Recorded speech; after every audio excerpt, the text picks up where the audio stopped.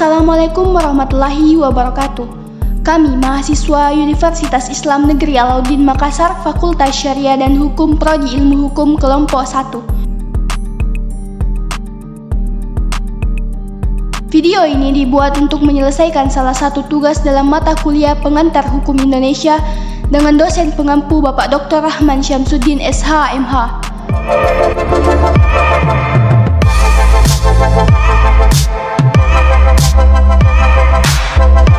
Kami dari kelompok 1 terdiri dari 6 anggota kelompok yang masing-masing bekerja sama untuk memenuhi tugas dengan judul materi Hukum Pidana. Sebelum kami masuk ke pembahasan lebih lanjut, izinkan kami memperkenalkan diri terlebih dahulu.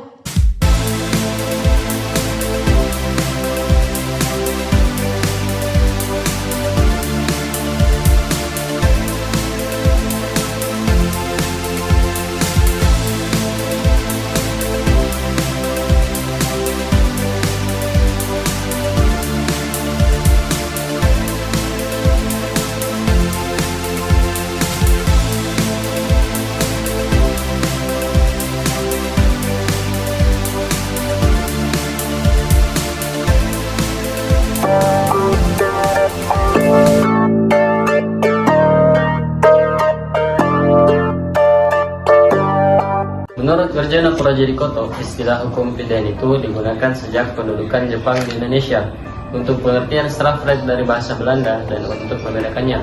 Adapun definisi hukum pidana menurut Van Belleveen membagi ke dalam pidana material dan pidana formil. Selanjutnya, Van Belleveen menjelaskan hal tersebut sebagai berikut.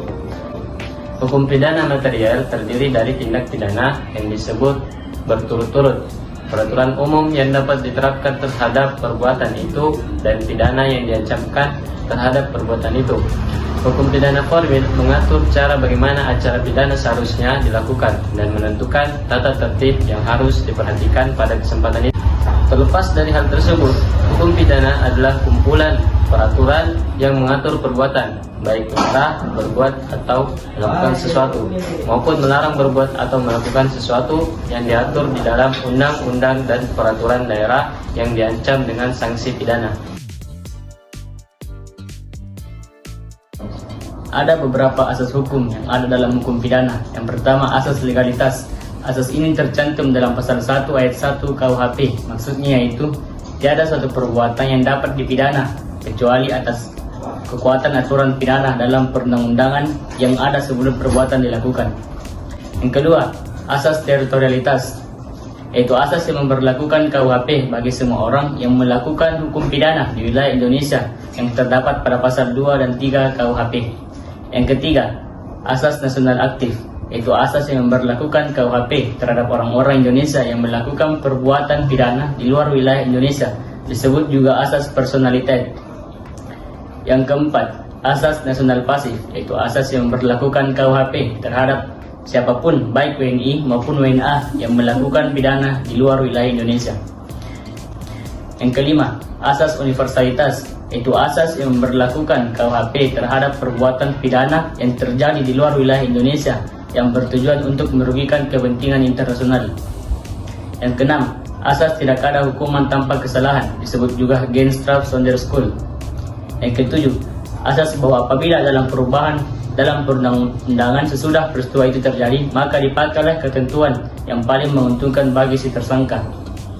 Yang kedelapan, asas hapusnya kewenangan menuntut pidana dan menjalankan pidana karena a.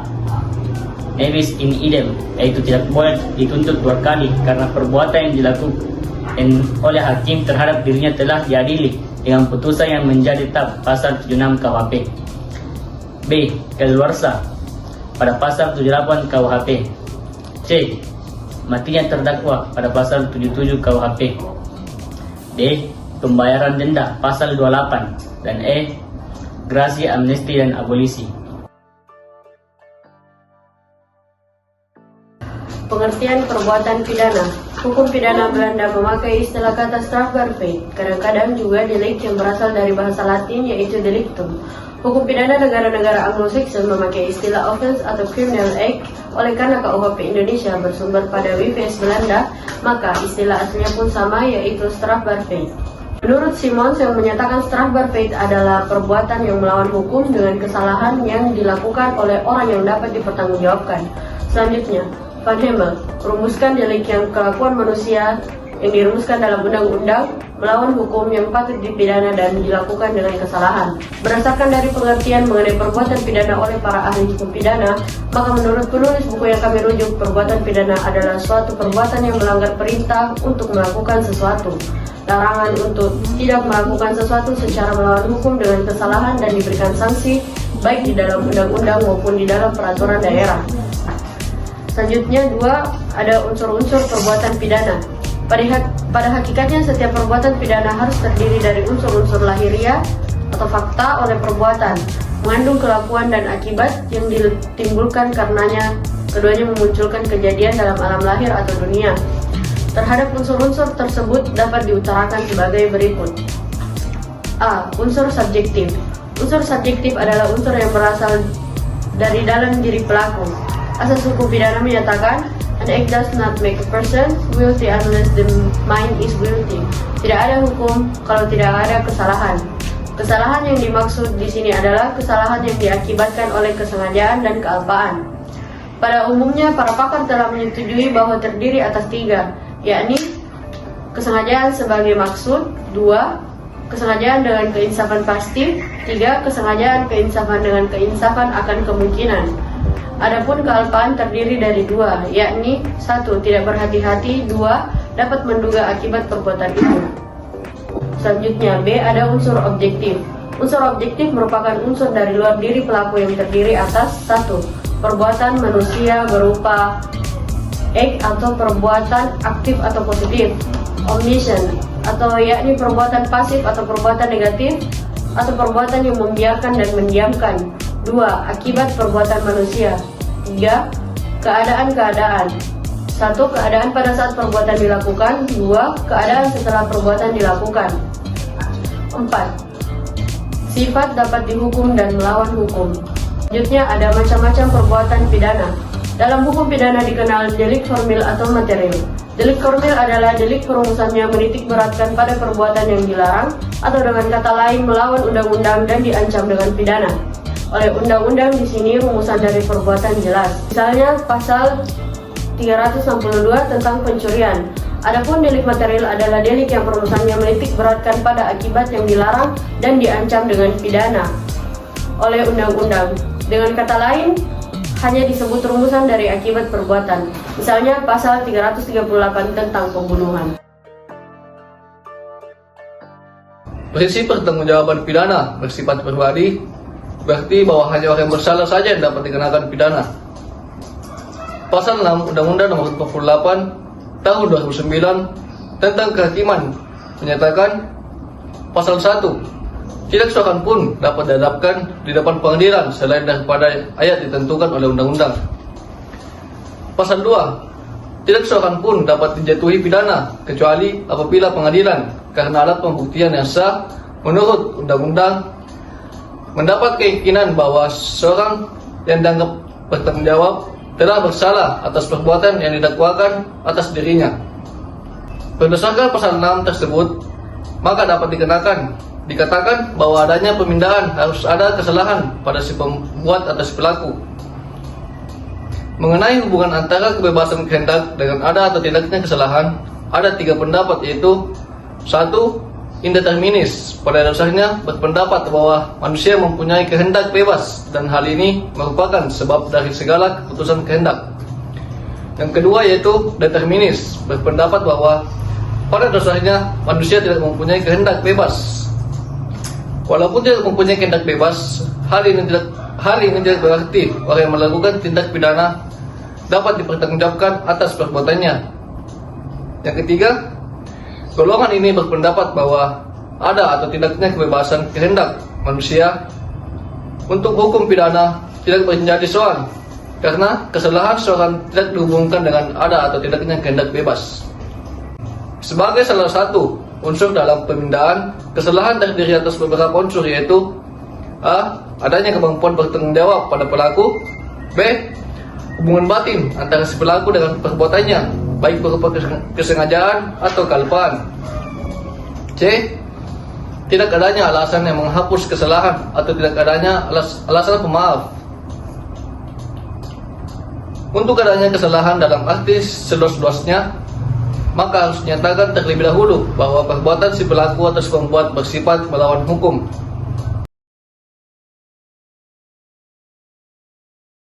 Pertama, adanya suatu putusan yang telah berkekuatan hukum tetap.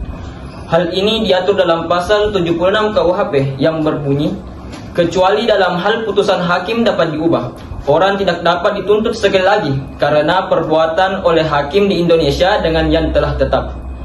Ketentuan pasal ini dimaksudkan guna memberikan kepastian kepada masyarakat maupun kepada setiap individu agar menghormati keputusan tersebut. Prinsip tersebut dimuat dalam pasal 76 KUHP yang artinya tidak boleh suatu perkara yang sama sudah diputus, diperiksa dan diputus lagi untuk kedua kalinya oleh pengadilan. Dahulu, pada Reglamen Indonesia yang diperbarui atau RIB HIR digunakan istilah adanya suatu putusan yang tidak dapat diubah lagi. Setelah berlakunya KUHP atau Undang-Undang Nomor 8 Tahun 1981, istilah tersebut menjadi adanya suatu putusan yang telah berkekuatan hukum tetap. Apabila hukum telah berkekuatan hukum tetap, upaya hukum tidak dapat lagi digunakan. Putusan yang telah berkekuatan hukum tetap tersebut dapat berupa 1. Putusan bebas, 2. Putusan lepas dari segala tuntutan hukum, 3. Putusan tidak dapat menerima penuntut hukum, dan 4. Putusan pemindaan. Putusan-putusan di atas mengenai penjatuhan putusan tentang delik atau pelanggaran pidana yang telah didakwakan berbeda dengan putusan atau penyertaan hakim dalam hal A. Pengadilan tidak dapat berkompeten atau berkuasa untuk mengadili, pembatalan surat dakwaan. C. Tuntutan pidana tidak dapat diterima, kematian orang yang melakukan delik. Dalam pasal 77 KUHP yang berbunyi hak menuntut hilang oleh karena meninggalnya si tersangka. Ketentuan ini dilandasi dasar pemindaan, yakni bahwa hukuman pribadi orang yang melakukan delik, dan apabila orang yang melakukan delik telah meninggal, tidak ada lagi penuntutan bagi perbuatan. Pada umumnya, setelah adanya putusan yang berkekuatan hukum tetap, jaksa pada kesempatan pertama akan melakukan eksekusi sesuai dengan pasal 270 KUHP. Akan tetapi, ada kalanya jaksa tidak dapat melakukan eksekusi atau hak eksekusi telah habis, sehingga putusan telah berkekuatan hukum tetapi tidak dapat dilakukan selama-lamanya. Hal ini dapat terjadi karena pertama, kematian terpidana. Doktrin menganut paham bahwa hukuman atau pidana dijatuhkan semata-mata terhadap pribadi terpidana, karenanya tidak dapat dibebankan kepada ahli waris. Dengan demikian, jika terpidana meninggal dunia, hak eksekusi tidak dapat dilakukan. Terhadap ketentuan tersebut, dahulu ada pengecualian yang dimuat dalam pasal 368 HIR yang berbunyi, jika orang yang melakukan pelanggaran pidana telah meninggal setelah putusan hakim yang tidak dapat diubah lagi, maka dalam perkara-perkara pelanggaran peraturan pajak dan cukai, semua denda dan perampasan serta biaya-biayanya ditagih dari waris atau wakil orang yang meninggal itu.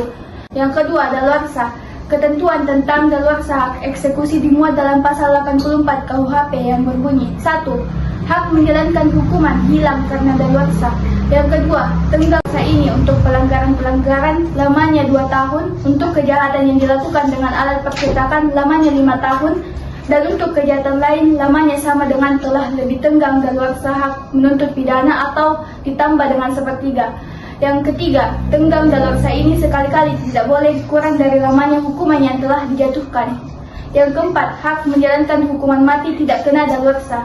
Yang ketiga, gerasi. Ketentuan tentang gerasi dimuat dalam pasal 14 Undang-Undang Dasar 1945. Pengertian gerasi adalah wewenang dari pemerintah atau kepala negara untuk menghapuskan seluruh hukuman yang telah dijatuhkan hakim atau mengurangi hukuman, atau juga dengan menukar hukuman pokok yang berat dengan suatu hukuman yang lebih ringan. Dahulu gerasi ini merupakan hak raja sehingga dianggap sebagai anugerah raja.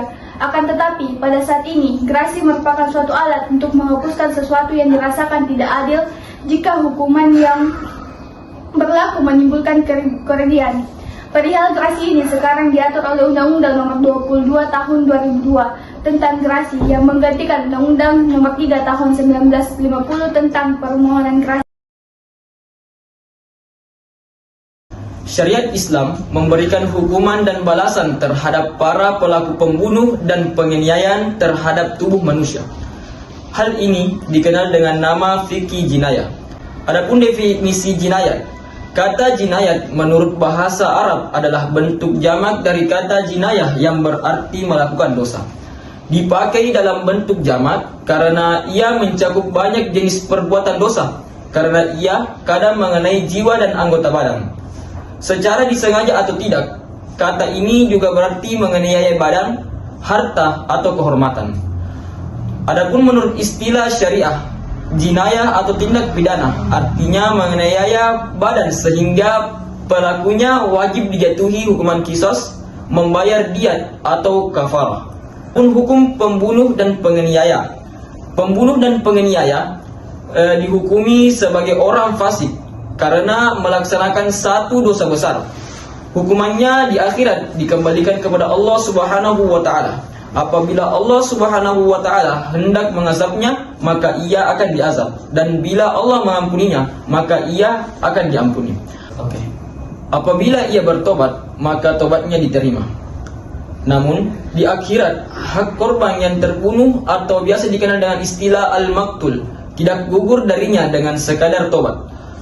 Akan tetapi, korban tersebut akan mengambil kebaikan dan pahala pembunuh tersebut sesuai dengan ukuran kezalimannya, atau Allah Subhanahu wa taala yang memberikannya dari sisinya.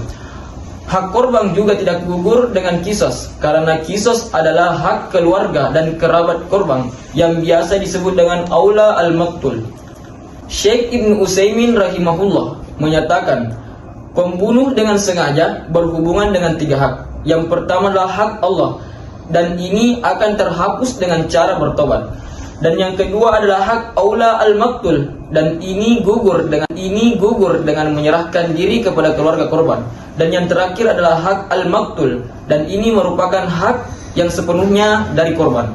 Apabila pembunuh telah menyerahkan diri dengan sukarela, dengan menyesali dan takut kepada Allah Subhanahu wa taala serta bertobat dengan tobat nasuha, maka hak Allah Subhanahu wa taala gugur dengan tobat si pembunuh, dan hak aula al-maktul gugur dengan menunaikan qisas secara sempurna dengan jalan perdamaian atau dimaafkan. Akan tetapi masih tersisa hak korban, Allah yang akan menggantinya di hari kiamat dari hambanya yang bertobat, dan Allah akan memperbaiki hubungan keduanya.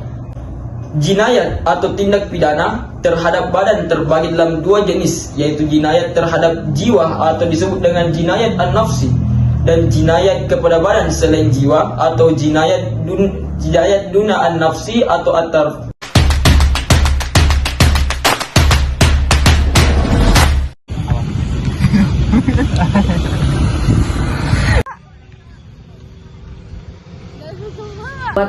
Misalnya pasal 338 tentang pembunuhan. Sekian. Sudah ya? Sudah. KUHP yang berbunyi hak penuntut cepat sekali Maya sudah. Saya terus. Hanya orang yang bersalah saja yang dapat dikenakan pidana.